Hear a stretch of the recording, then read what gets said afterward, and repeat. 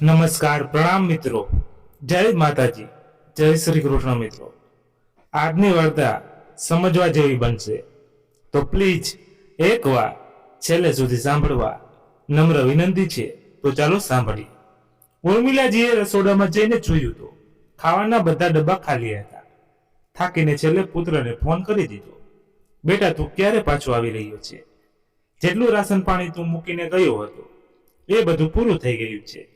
કાલથી ખૂબ જ ભૂખી છું. મેં વિચાર્યું હતું તો કાલ સાંજ સુધી ઘરે આવી જઈશ, પણ ન આવ્યું. હવે જણાવ, હું શું કરું? શું જમું? ઉપરથી મારી પાસે પૈસા પણ નથી. પાડોશીઓ પાસે માંગીને પણ નથી ખાઈ શકતી. એમાં પણ તમારા લોકોની જ બદનામી થશે. પરંતુ હવે ભૂખ સહન થતી નથી. એવું લાગે છે કે ભૂખના કારણે મારા પ્રાણ નીકળી જશે. પુત્ર સાથે ફોન પર વાત કરતા કરતા ઉર્મિલાજીની આંખો ભરાઈ આવી. માં, તમે પણ હદ કરો છો. તમારી પુત્ર વધુ તમને બધું રાશન પાણી આપીને જ તો આવી હતી. એ બધું એટલી જલ્દી ક્યાં પૂરું કરી દીધું? અને આ બધું રોવાનું નાટક ન કરો. મારી પાસે એટલો સમય નથી. અહીંયા મમ્મીજી પપ્પાજીની લગ્ન એનિવર્સરી છે. એની દેખભાળ હું નહીં કરું તો કોણ કરશે? હજી 8 દિવસ નથી થયા અને તમે ફોન કરીને મૂડ ખરાબ કરી દીધું. અત્યારે તમે સામેવાળી કાકી પાસેથી રોટલી લઈને ખાઈ લ્યો, પણ બીજી વાર મૂડ ખરાબ ન કરો. આટલું કહીને સંકેતે ફોન મૂકી દીધો. એ પણ ના જોયું કે માં ક્યારની ભૂખી છે. આ પુત્રને જ્યારે બાળપણમાં ભૂખ લાગતી હતી અને ઘરમાં રાશન ન હોય તો પણ ઉર્મિલાજી બાજુમાંથી માંગીને એનું પેટ ભરી દેતી અને ક્યારેય ભૂખ્યો નથી છોડ્યો. અને આજે એ જ દીકરો એક અઠવાડિયાનું રાશન માને ખવડાવીને સાસુ સસરાને ખુશ કરવા માટે જતો રહ્યો. શું લગ્ન પછી દીકરો એટલો બદલાઈ જાય છે કે પોતાના ભૂખ્યા તરસ્યા મા બાપની પીડા પણ નથી દેખાતી? આ વિચારતા વિચારતા ઉર્મિલાજીની આંખોમાંથી આંસુ વહેવા લાગ્યા. પણ આ પાપી પેટનું શું કરે? એ પરિસ્થિતિ થોડી સમજે છે. ઉર્મિલાજી સંકોચાઈને સામેવાળા સુમિત્રાબહેનને ઘરેથી એ દિવસે તો રોટલી માંગીને ખાઈ લીધી, પણ રોજે રોજ ક્યાં સુધી માંગીને ખાય? એણે પોતાના ઘરના બગીચામાંથી ફૂલ તોડ્યા અને બાજુના મંદિર પાસે વેચવા માટે બેસી જતી. અને કંઈ નહીં તો એના પૂરા દિવસનો ખાવાનો ખર્ચો તો નીકળી જતો. એના દીકરાનું અપમાન ન થાય એટલા માટે એ પોતાનું મોઢું એના પલ્લુથી ઢાંકીને રાખતી. મંદિરમાં દર્શન કરવાવાળાની ભીડમાં એક માણસ એવો પણ હતો જે રોજે એની પર તરસ ખાઈને ક્યારેક એની માટે ભોજન તો ક્યારેક 500 રૂપિયા આપીને જતો રહેતો. પરંતુ જ્યારે એ ઉર્મિલાજી પાસે આવતો એ પોતાનું મોઢું ખૂપલુંથી વધારે ઢાંકીને રાખતી. એક દિવસ ખૂબ જ મોટું તુફાન આવ્યું હતું તો મંદિરના દર્શન કરવા માટે કોઈ નહોતું આવ્યું. ઉર્મિલાજી બિચારી ભૂખી તરસી કોઈને કોઈના આવવાની રાહ જોઈ રહી હતી. ત્યારે એ માણસ આવ્યું અને મંદિરમાં દર્શન કરવા માટે જવા લાગ્યું. તો તોફાનના કારણે ઉર્મિલાજીના માથામાંથી પલ્લું નીકળી ગયું. જેવી જ એ માણસની નજર ઉર્મિલાજી પર પડી, એના પગ નીચેથી જમીન સરકી ગઈ. ઉર્મિલાજીએ જલ્દીથી માથે ઢાંકી ત્યાંથી જવા લાગી. એ માણસ હજી પણ એમ કેમ ઊભો રહીને બસ ઉર્મિલાજીને જોઈ રહ્યો હતો. એની એવી દશા જોઈને એ માણસની આંખોમાં આંસુ આવી ગયા. પેલી બાજુ ઉર્મિલાજીના આંસુ તોફાનની જેમ ઊભા રહેવાનું નામ જ નહોતા લઈ રહ્યા. પતિના ગયા પછી એની આવી દશા થશે એને ક્યારેય સપનામાં પણ નહોતું વિચાર્યું. ઉર્મિલાજીનો એક જ પુત્ર હતો. કેટલા લાડ પ્રેમથી એને પાળી પોસીને મોટો કર્યો હતો. પુત્રને ભણી ગણીને નોકરી લાગી તો એને લગ્ન વિશે વિચાર્યું. શહેરના સૌથી મોટા બિઝનેસમેનની દીકરી હતી માલા. એ અંગ્રેજી સ્કૂલમાં ભણી હતી. એ ભણવા જોવામાં એટલી સુંદર હતી, એટલી બોલવામાં તેજ હતી. મનપસંદ કામ ન થવા પર તો એ આખું ઘર માથે લઈ લેતી. બંને મોટા ભાઈઓની લાડલી અને મમ્મી પપ્પાની વહાલી હતી. એક દિવસ માલાના પિતાએ એને સંકેતના ઘરે પરિવારની વિશે પૂછ્યું તો એણે જણાવ્યું કે એક મોટી બહેન છે, એના લગ્ન થઈ ચૂક્યા છે અને એની માં વિધવા છે અને એ પત્ની બાળકો હજી લગ્ન નથી થયા. સંકેતે કહ્યું તો માલાના પિતા તો ખૂબ ખુશ થઈ ગયા. પુત્રી માટે સંકેત એનું સારો વર લાગ્યો. એણે એમને સાંજે ચા માટે બોલાવ્યો. અચંબિત થઈને સંકેત માલાના ઘરે ગયો. આલિશાન ઘર જોઈને તો એ સ્તનબંધ રહી ગયો. ત્યારે માલાએ સંકેતને જોયો હતો. હેન્ડસમ સંકેત જોઈને એને પહેલી જ નજરમાં પસંદ કરવા લાગી. એના પિતા પણ એ જ ઈચ્છતા હતા. ઘરે જ્યારે માલાના પિતા સંકેતની માતાને મળવા ગયા તો એને ખૂબ સ્વાગત કર્યું. વાતોમાં એને કહી દીધું કે પોતાનો એકલી દીકરીના લગ્ન સંકેત સાથે કરાવવા માંગે છે. આ સાંભળીને સંકેતની માં બોલી, તમે તો મોટા લોકો છો, તમારી દીકરી અમારા ઘરે કેવી રીતે? ટપક કરતા માલાના પિતા બોલ્યા, તમે છો ને, બધું શીખી લેશે. પછી એક શુભ ઘડીમાં મારા સંકેતની પત્ની બની ગઈ. સંકેત ખૂબ ખુશ હતો. બંને પતિ પત્ની 1 મહિનો ફર્યા, ખૂબ શોપિંગ કરી. તેના પછી સંકેત ઓફિસ જવા લાગ્યો. થોડા દિવસો પછી માલાએ પોતાની બહેનપણીઓને ઘરે બોલાવવાનું શરૂ કરી દીધું. તો તે તાશ રમતી, નાચતી, ગાતી, ક્યારેક તો દારૂ પણ પીતી. પૂજાપાઠ કરવા વાળી ઉર્મિલાજીને પુત્ર વધુની આવી હરકત પસંદ ન આવી. થોડા દિવસો સુધી ચૂપ રહ્યા. પછી એક દિવસ એણે માલાને કહી દીધું, પુત્ર વધુ, સારા ઘરની પુત્ર વધુ અને દીકરીઓને આ બધું સારું નથી લાગતું. પછી શું?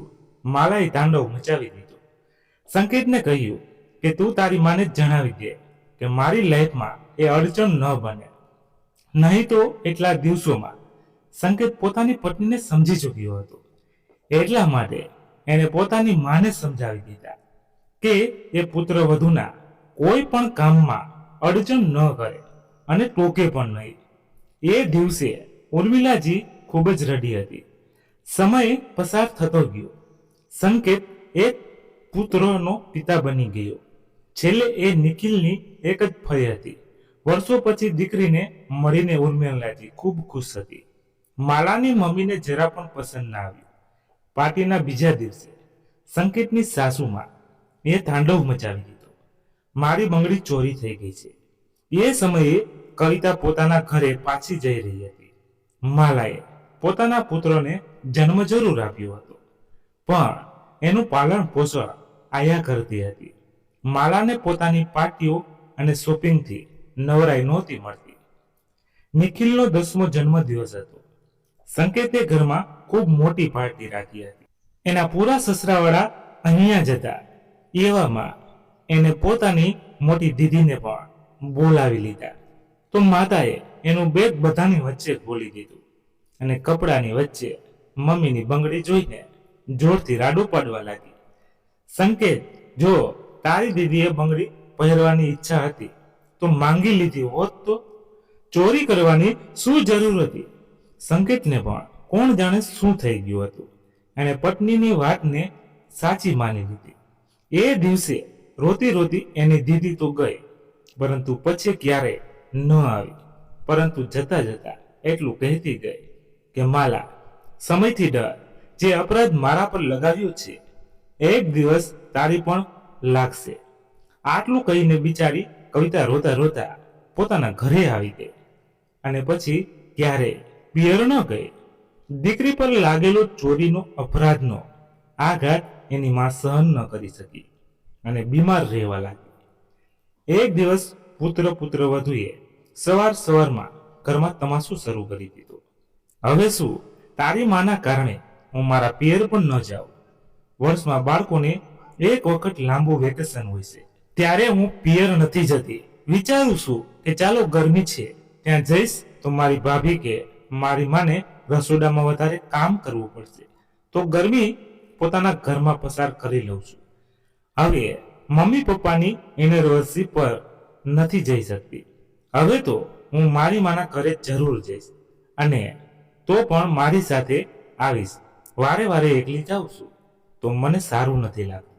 માલા પોતાના પતિ સંકેતને કહે છે. તો સંકેત બોલ્યો, એ બધું તો ઠીક છે, પણ માનું શું? માને અહીંયા એકલી છોડી જઈશું. તો માલા બોલી, તું જ શું ઈચ્છે છે? તું કે આ મુસીબતનો ટુકડો હું મારા પિયરને લઈ જાઉં, જેથી મારી બહેન ભાઈ અને મારી ભાભીની બેઇજ્જતી થઈ જાય? અરે, તારી માને સારી રીતે વાત કરતા પણ નથી આવડતું અને મારા પિયરે જશે 10 દિવસ સુધી. તમારી માં અહીંયા જ રહેશે. સંકેત બોલ્યો, એ તો વિચાર કે આપણે બંને ક્યાં જતા રહીશું, તો માનું ખાવાનું પીવાનું કોણ જોશે? માર્કેટમાંથી સામાન લાવીને એને કોણ આપશે? શું માં જાતે રસોઈ બનાવશે? માલા બોલી, અરે વાહ, પોતાની માં માટે તો ખૂબ જ પ્રેમ જાગે છે. મારી એટલી ચિંતા તો ક્યારેય નથી કરતો. અને એને શું થયું છે? પોતાને માટે શું 1-2 રોટલી નહીં બનાવી શકે? જ્યારે કચરા પોતા વાસણ કપડાં બધું જ કામ કરી શકે છે, તો શું 2 મિનિટ ઊભા 2 રોટલી નથી બનાવી શકતી? અને શાક લાવવાની શું જરૂર છે? ઘરમાં 2 કિલો કાંદા અને 5 કિલો બટેકા મૂકી દે, 10 દિવસ આરામથી ખાતી રહેશે. સંકેત બોલ્યો, હવે તારી ઘરે જઈશું તો ખર્ચો પણ થશે, કહીને કઈ ભેટ તો લઈ જવી પડશે. માલા બોલી, જ્યારે તારી બહેન આવે છે ત્યારે તો તું એટલો હિસાબ નથી કરતો અને એ નથી જોતો કે દુર્ગા પૂજામાં જ્યારે મારા પિયર જઈએ છીએ તો મારા પિયરવાળા આપણને કપડાં અને ભેટ પણ આપે છે. જોઈએ તો ખર્ચો મારા મા બાપનો વધારે થઈ જાય છે, તો સારું એમ છે કે જે પણ ગિફ્ટ લાવું કે સારી લાવજે, કહી દઉં છું. આટલું કહીને માલા રસોડામાં જતી રહી. થોડી વાર પછી માલાનો દીકરો એની દાદી ઉર્મિલાજીને જોઈને કહે છે, દાદી, અમે બધા નાનીના ઘરે જઈશું, તમને નહીં લઈ જઈએ. અહીંયા એકલા એકલા રહેજો, બીક તો નહીં લાગે ને? આટલું કહીને ઉર્મિલાજીનો મજાક ઉડાવવા લાગ્યો. ત્યાં બેઠેલી ઉર્મિલાજીની પાડોશી સાવિત્રીજી બોલી, ઉર્મિલાજી, તમારી પુત્રવધુ એ એના બાળકોને કેવા સંસ્કાર આપ્યા છે, યાદ છે? તમને અમારા અને તમારા બાળકો પડોશી હોવા છતાં પણ ક્યારે એકબીજા સાથે આવી રીતે નથી બોલતા. સાચું કહ્યું છે, કોઈએ પ્યાર આપશો તો પ્યાર પામશો. આજકાલની પુત્ર વધુ તો બાળકોને પણ કહે છે કે નાની સારી હોય છે અને દાદી ખરાબ. ઉર્મિલાજી બોલી, અરે નહીં નહીં, સુમિત્રા બહેને તો એમ જ મસ્તી કરે છે. જો પુત્ર વધુ ક્યાંક જાય તો મને ના જણાવે, અને જતા હોય તો જાય. જ્યારે એટલા વર્ષ જિંદગી વિતાવી દીધી તો શું 10 દિવસ મારી માટે રોટલી નથી બનાવી શકતી? થોડી વાર પછી સાવિત્રી બહેને પોતાના ઘરે જતી રહી, પરંતુ ઉર્મિલાજીના મગજમાં પુત્રની વાત ફરતી હતી. વળતી સવારે ઉર્મિલાજી રસોડાની બહાર બેસી ગઈ અને સંકેતની રાહ જોવા લાગી. જેવી જ માલાની નજર ઉર્મિલાજી પર પડી તો એ બોલી, અરે મમ્મીજી, ઘરના બધા કામ થઈ ગયા છે, જે તમે અહીંયા બેસી ગયા? તો ઉર્મિલાજી બોલી, પુત્રવધુ, સંકેત તૈયાર થઈ ગયો શું અને એ ઓફિસે નહીં જાય? માલા મોઢું ચડાવીને બોલી, કેમ કંઈ જોઈતું હતું? તમારે જરૂર કંઈક માગવું હશે, ત્યારે તમે પુત્ર વિશે પૂછી રહ્યા છો. તમને 1 મિનિટ શાંતિ નથી મળતી. અરે 2 પળ પુત્રને પણ આરામથી જીવવા દો. પોતાની જિંદગી જીવી લીધી, હવે દિવસભર બીજાની પાછળ પડ્યા રહો છો. ત્યારે સંકેત રૂમમાંથી બહાર આવ્યો. માલા, મને ખૂબ મોડું થઈ રહ્યું છે, નાસ્તો તૈયાર કરી દે. ઉર્મિલાજી પુત્ર તરફ આગળ વધી અને બોલી, બેટા, સંકેત પોતાના પિતાજીના પેન્શનના પૈસા કાઢી લીધા છે કે શું? થોડા પૈસા મને પણ આપી દે. સારું નથી લાગતું કે પોતાના પૈસા હોવા છતાં પણ પુત્ર વધુ અને તારી સામે ભિખારીની જેમ હાથ ફેલાવું છું. અને બેટા, શું તમે લોકો દુર્ગા પૂજામાં ક્યાંય જઈ રહ્યા છો? માલા બોલી, અમે પ્રોગ્રામ બનાવ્યો, ત્યાં એની જાસૂસી શરૂ થઈ ગઈ. હું કહેતી હતી ને તમને કે આ દરવાજા બહાર બેસીને આપણી વાતો સાંભળે છે. જોઈ લ્યો, તમારી માના કારનામા અને એક વાત જણાવો, તમને પૈસાની શું જરૂર પડી ગઈ? ખાવાનું પીવાનું તો અમે આપીએ છીએ, તો તમારે હાથમાં પૈસા શું કામ જોઈતા છે? સંકેત બોલ્યો, માં, આ ખરાબ વાત છે, તમને શરમ આવી જોઈએ. પોતાના પુત્ર વધુની વાત સાંભળતા, શ્રીજી, તમારા પાસેથી મને આ ઉમ્મીદ ન હતી. અને જ્યાં સુધી પૈસાની વાત છે, બાપુજીના પેન્શનના પૈસા લાવીને માલાના હાથમાં આપી દઉં છું, કેમ કે ઘરે ચલાવે છે. તમારે પૈસાનો હિસાબ જોઈતો હોય તો પૈસાથી પાસેથી લઈ લેજો. ઉર્મિલાજી બોલી, નહીં બેટા, એવી કોઈ વાત નથી. તને શું લાગે છે કે તારી માં આવી હરકત કરશે? શું તને તારી માં પર જરા પણ વિશ્વાસ નથી? એ તારો નિખિલ કાલે મને જણાવ્યું કે નાની ઘરે જાય છે, અને બેટા હું પણ ક્યારેક મંદિરે જાઉં છું તો કંઈક ખરીદવા કે દાન કરવાની ઈચ્છા થઈ જાય છે, એટલા માટે પોતાની પાસે પૈસા રાખવા માંગુ છું, જેથી લોકો એમ ન કહે કે પોતાના પૈસા હોવા છતાં પણ ઉર્મિલાજી પોતાના પુત્રવધુ પાસે પૈસા માંગે છે. સંકેતે વાતને બદલી અને સારું બાળક હતું એટલે એણે જઈને કહી દીધું, પણ તમારી તો ઉંમર થઈ ગઈ છે, તો શું કામ તમે જાસૂસી કરો? અને શું જરૂર છે મંદિરમાં જઈને દર વખતે દાન કરવાની? આ ડબ્બામાં થોડા છૂટા પૈસા હોય છે, એમાંથી 1-2 રૂપિયા લઈ લ્યો. સારું બેટા, હું પૈસાની વાત છોડી દઉં છું, પણ બેટા હું એકલી 10 દિવસ કેવી રીતે? માલા ગુસ્સામાં રસોડામાંથી નીકળી અને બોલી, તમે શું ઈચ્છો છો? પૂરી જિંદગી હું તમારી સેવામાં વિતાવી દઉં. અરે, આજ સુધી તમે અમારી માટે શું કર્યું છે?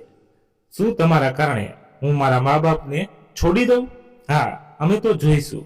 અને પરમ દિવસે અમારે નીકળવાનું છે, એની પહેલા ઘરની પૂરી સફાઈ કરી દે. સંકેત નાસ્તો કરીને જતો રહ્યો. ઉર્મિલાજી પુત્રના જવાબની રાહમાં બેઠી રહી ગઈ. 2 દિવસ સુધી માલાએ એની પાસે આખા ઘરનું કામ કરાવ્યું, અને રસોડામાંથી ઘી, માખણ, દાળ, બિસ્કિટ જે પણ સારી વસ્તુ હતી એણે તિજોરીમાં મૂકીને તાળું લગાવી દીધું.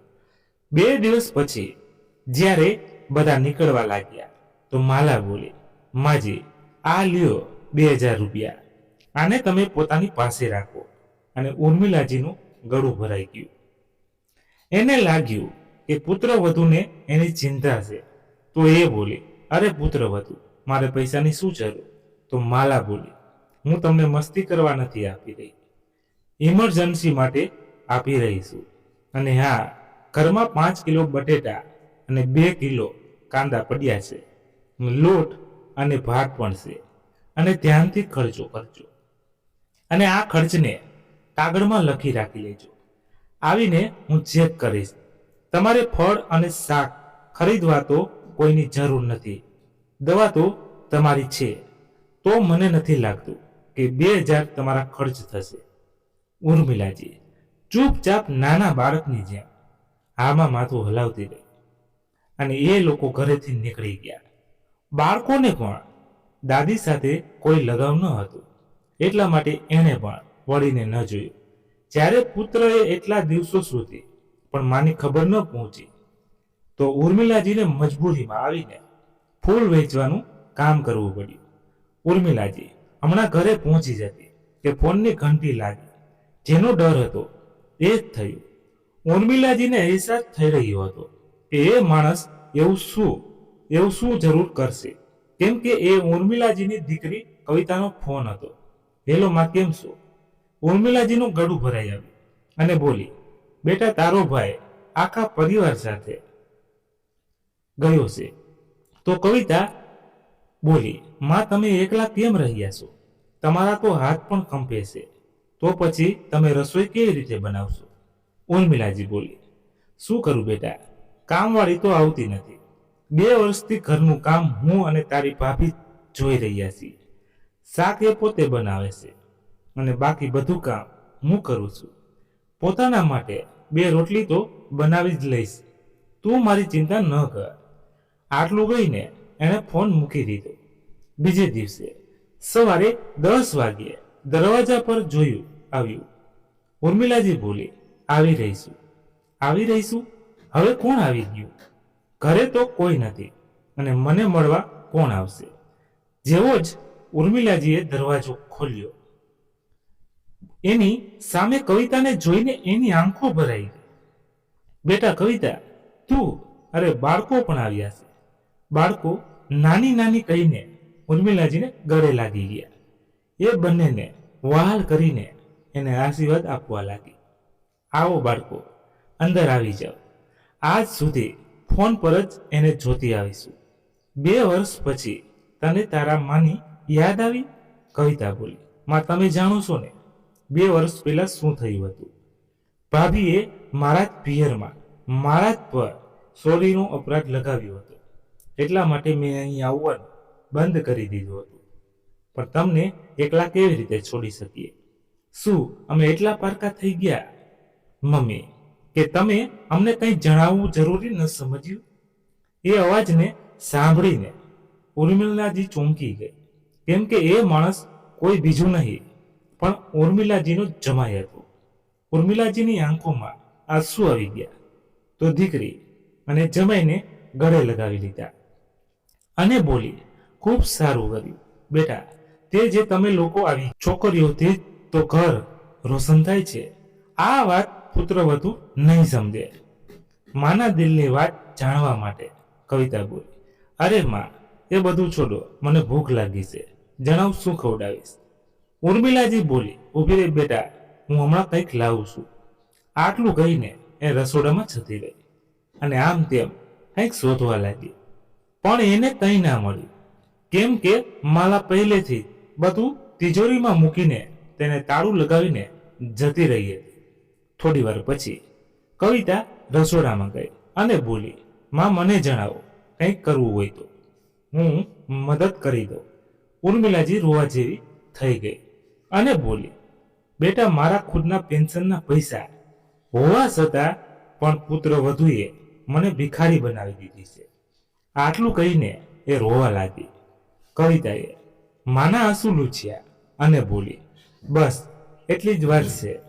મારી માં તો ખૂબ સાચી હતી. નાની મોટી પરેશાનીથી એ થોડી ડરી જાય છે. પ્રીતમ બોલ્યો, મમ્મીજી, જો હું કેવી રીતે 5 મિનિટમાં બધું ઘરે મંગાવી લઉં છું. આટલું કહીને પ્રીતમે ઓનલાઈન ખાવા પીવાનો સામાન, શાક અને ફળ એવું બધું મંગાવી લીધું. ફળ કાપીને જેવું જ એ ફળ કવિતાએ મને આપ્યું, એ એવી રીતે ખાઈ રહી હતી જેમ વર્ષો પછી એને ફળ ખાવા મળ્યું હોય. ઘરમાં હલચલ જોઈને સાવિત્રી બહેન આવ્યા અને બોલ્યા, અરે ઉર્મિલાજી બહેન, શું કવિતા આવી છે? ઉર્મિલાજી હસીને બોલી, હા હા સુમિત્રા બહેન, આવો ને. જેવો કવિતા બાળકોને લઈને મને મળવા માટે આવી છે. આજે મારા ઘર જેવું લાગી રહ્યું છે. સુમિત્રા બહેન બોલી, ઉર્મિલા બહેન, દીકરી માની પીડા સમજી શકે છે. જો તમારી પુત્ર વધુ ના હોવાથી આજ સુધી આ ઘરમાં મને પાણી માટે પણ નથી પૂછ્યું અને આજે દીકરી ચા બનીને પીવડાવી રહી છે. કવિતા હેરાનીથી એને જોવા લાગી તો સુમિત્રા બહેન બોલ્યા, બેટા કાં તો તારી માને ન્યાય અપાવો, કાં તો એને અહીંયાથી લઈ જા. બિચારીથી ખૂબ જ ખરાબ હાલત થઈ ગઈ છે. બધા પૈસા પુત્ર વધુ લઈને છે અને તારો ભાઈ પણ કંઈ નથી કહેતો. સારું થયું મેં મારા પેન્શનના પૈસા મારા હાથમાં રાખ્યા. પુત્ર વધુ નારાજ થઈને ઘર છોડીને જતા રહ્યા. એકલી રહું છું પણ ઇજ્જતથી રહું છું. હવે એકલી મરી પણ જઈશ તો કોઈ દુઃખ નહીં થાય. એક દિવસ માલાનો ફોન આવ્યો, મમ્મીજી, મારા આવ્યા પહેલા ઘરની સાફ સફાઈ કરી દે અને હા, ફાલતુના પૈસા ખર્ચ ન કરતા. એમ પણ ઘરડું શરીર છે, કેટલું ખાશો? અને આ તમારી પાછળ અવાજ કેવો છે? કોઈને ઘરમાં બોલાવી લીધા છે કે શું? ઉર્મિલાજી ડરી ગઈ. મિત્ર વધુ, પુત્ર વધુ, બાળકો એ બોલી, અરે એ શું કરી રહ્યા છો? જણાવતા કેમ નથી? ત્યારે કવિતા બોલી, માં મને ફોન આપો. ભાભી, હું આવીશું. હું માને મળવા નથી આવી શકતી. માલા હેરાન થઈ બોલી, અચ્છા તો અમારી પાછળ આ બધું થઈ રહ્યું છે. તને કોણે બોલાવી? તો 2 વર્ષ પહેલા નિરાશ થઈને જતી રહી હતી. પાછી મારા ઘરે શું કામ આવી? કવિતા બોલી, તમારું ઘર, આ ઘર તો મારું પણ છે. અને હું નિરાશ થઈને ગઈ હતી તો તમારા લોકોથી નિરાશ થઈને ગઈ હતી, પોતાની માથી નહીં. અને તમે મારી માને કેટલો ખર્ચો કરાવવાનો છે એની સલાહ આપશો. મારી માં કોઈના પર બોજ નથી. મારી માને પેન્શન મળે છે જે તમે લઈને બેઠા છો. હવે તમે પિયર ગયા છો તો શાંતિથી ત્યાં રહો. આટલું કહીને એણે ફોન મૂકી દીધો. માલા સંકેતને બહેન વિરુદ્ધ ભટકાવા લાગી. ઉર્મિલાજી ખૂબ ડરી ગઈ હતી. એ બોલી, જોજે બેટા, એ આવીને ખૂબ જ મોટો તમાશો કરશે. કવિતા બોલી, માં શું કામ બીવે છે? આ ઘર તમારું છે, તમે ભૂલી ગયા છો. આ ઘર બાપુજીએ બનાવ્યું છે અને તમારા નામ પર છે. માં, આજે તમારે નક્કી કરવું પડશે કે તમારી વૃદ્ધાશ્રમ તમે કેવી રીતે પસાર કરવા માંગો છો. શું પોતાના પૈસા હોવા છતાં પણ પુત્ર વધુ સામે હાથ ફેલાવવા માંગો છો, કે ઇજ્જતથી પોતાની બચેલી જિંદગી જીવવા માંગો છો? પુત્રીની વાતોની ઉર્મિલાજીને ખૂબ જ હિંમત આવી. ઉર્મિલાજીએ પોતાના પતિના જૂના મિત્ર જે વકીલ હતા એને બોલાવ્યા અને એને બધી ઘટના જણાવી અને ઘરના નવા કાગળો તૈયાર કરાવ્યા, જેમાં જમીન આપવામાં એને પોતાની દીકરીનું નામ લખ્યું હતું. બીજે દિવસે ઉતાવળમાં માલા પોતાના પરિવાર સાથે પાછી આવી ગઈ. આવીને પોતાની નણંદ સાથે ખૂબ લડવા લાગી. ભાઈ પણ પાછળથી બોલવા લાગ્યો. કવિતા બોલી, હું વિચારતી હતી કે આ તો પારખી છે. તમે તમારી માની તકલીફ સમજશો પણ તમે તો એનાથી પણ બેકાર નીકળ્યા. સંકેત બોલ્યો, સારું થશે જો તું તારો સામાન અને બાળકોને લઈને પોતાના ઘરે જતી રહે. કવિતા હસીને બોલી, આ ઘર મારું પણ છે. છેલ્લે હું પણ આ ઘરની ભાગીદાર છું. એ વાત અલગ છે કે આજ સુધી ભાગ માંગવા નથી આવી. માલા ગુસ્સામાં જેવી પોતાની નણંદ તરફ આગળ વધી. ઉર્મિલાજી બોલી, ખબરદાર પુત્રવધુ, જે એક ડગલું પણ મારી દીકરી અને એના બાળકો તરફ આગળ વધારી તો મારાથી ખરાબ કોઈ નહીં હોય. તો માલા બોલી, લાગે છે કે એક અઠવાડિયામાં પુત્રી અને જમાઈએ ખવડાવીને ખૂબ હિંમત વધારી દીધી. ત્યારે માલાનો દીકરો દ્રક્ષ ખાતું બહાર આવ્યો. જો મમ્મી, ફઈએ તો ઘણી બધી વસ્તુઓ મંગાવીને રાખી છે. માલા બોલી, હા એ તો દેખાય છે. હવે આ ખરડીને પણ પથારી વાળવી પડશે. નીકળો મારા ઘરેથી. ઉર્મિલાજીની ધીરજ તૂટવા લાગી અને એને માલાને એક જોરદાર થપ્પડ મારી દીધી. બેશરમ સ્ત્રી, પોતાનામાં તમે જ નથી અને પોતાના બાળકોને સંસ્કાર પણ નથી આપી રહી. કોની સાથે કેવી રીતે વાત કરવી જોઈએ કદાચ તારા મા બાપે શીખવાડ્યું નહીં હોય. અને આ ઘર મારું છે તો મારી દીકરી આ ઘર છોડીને ક્યાંય પણ નહીં જાય. સંકેત બોલ્યો, માં, મગજ તો ખરાબ નથી થઈ ગયું ને? તમે મારી દીકરી પર હાથ કેવી રીતે ઉપાડ્યો? ઉર્મિલાજીએ બીજી થપ્પડ પોતાના દીકરાને લગાવી દીધી અને બોલી, તું પણ એને લાયક જ છે. પોતાનો પરિવાર લઈને નીકળી જા મારા ઘરેથી. તો સંકેત બોલ્યો, તમે મને આ ઘરેથી નથી કાઢી શકતા. ત્યારે વકીલ સાહેબ આવ્યા અને બોલ્યા, કાઢી શકે છે. કેમ કે સંકેત, આ ઘર તારી માના નામનું છે અને તું એના પેન્શનના પૈસા પણ રાખી લેશે. આ તો ખોટું છે. સંકેત હેરાન થઈ ગયો. વકીલ સાહેબે કોર્ટના કાગળ એની હાથમાં પકડાવી દીધા અને બોલ્યા, 2 દિવસની અંદર તારે આ ઘર ખાલી જ કરવું પડશે અને આજ સુધી જેટલા પણ પેન્શનના પૈસા તે ખર્ચ કર્યા છે એ બધા ઉર્મિલા ભાભીને આપવા પડશે, નહીં તો જેલની હવા ખાવી પડશે. વિચારી લે તું શું કરવા માંગે છે. પછી શું હતું? સંકેતે માલાને ઈશારો કર્યો. બંને માના પગમાં પડીને રોવા લાગ્યા. ઉર્મિલાજી બોલી, આ ઘડિયાળી આંસુ કોઈના બીજાને બતાવજો. તમારા લોકોના કણકણને હું જાણું છું. સાચું કહે છે કવિતા, મેં આજ સુધી પોતાના માટે અવાજ નથી ઉઠાવ્યો, જેના કારણે તમે લોકોએ મને મારા ખુદના પૈસા હોવા છતાં પણ ભિખારીની જેમ જિંદગી જીવવા પર મજબૂર કરી દીધી. નીકળી જાઓ મારા ઘરેથી, હું તમારા લોકોનું મોઢું પણ નથી જોવા માંગતી. ઉર્મિલાજી દીકરીનો સહારો લઈને પોતાની રૂમમાં જતી રહી. 2 દિવસ પછી સંકેતે ઘરને છોડીને જતો રહ્યો. હવે ઉર્મિલાજીએ ઘરમાં એકલી થઈ ગઈ તો કવિતાને માની ચિંતા થવા લાગી. સાથે જવા માટે કહ્યું તો ઉર્મિલાજીએ ના પાડી દીધી. કવિતાએ એક ઉપાય શોધ્યો. મકાનના ઉપરના ભાગમાં 2 ભાડું લગાવી દીધા અને મા માટે 2 કામવાળી રાખી લીધી, જે દિવસભર કામ કરતી અને રાતમાં એની સાથે રહેતી. હવે હરરોજ કવિતામાં સાથે વાત કરતી અને 2-3 મહિનામાં એક વખત માને મળી જતી. હવે ઉર્મિલાજી પોતાની મરજીથી બધી જગ્યાએ દાન પુણ્ય કરતી અને સાવિત્રીજી સાથે ફરવા જતી, જેથી એને એનો સમય પણ નીકળી જતો. પુત્ર સાથે સંબંધ તોડીને એનું મન પણ શાંત રહેવા લાગ્યું અને ભલા એ શું કરી શકે. સમય પસાર થયો. માલાનો પુત્ર યુવાન થવા લાગ્યો. માલાએ પોતાની જેમ એક સંપન્ન સુખી ઘરવાળી છોકરી રાખી સાથે એના પુત્રના લગ્ન કરી દીધા. રાખી પોતાની સાસુની જેમ આધુનિક વિચારોવાળી હતી. હવે સાસુમાં અને પુત્રવધુ બંને એક જેવા કપડાં પહેરતી અને પાર્ટીમાં જતી, જે સંકેતને પસંદ ન હતું આવતું. એને પોતાની પત્નીને સમજાવ્યું કે હર કામ સમય પર સારું લાગે છે, પણ એની પત્નીએ એની વાત પર ક્યારેય ધ્યાન નહોતું આપ્યું. સમયની સાથે સંકેતનું શરીર ઢીલું પડવા લાગ્યું અને માલા પણ ઘરડી થવા લાગી. તો પુત્ર વધુએ એની સાથે લઈ જવાનું છોડી દીધું. ખોટું તો લાગ્યું, પણ પછી મનને સમજાવી લીધું કે ચાલો હવે પતિની સાથે સમય વિતાવીશ. શરીરથી કમજોર અને બીમાર સંકેતની જીવનની ઈચ્છા પૂરી થઈ ગઈ હતી. બસ એક દિવસ રાતમાં સૂતા સૂતા એણે દુનિયા છોડી દીધી.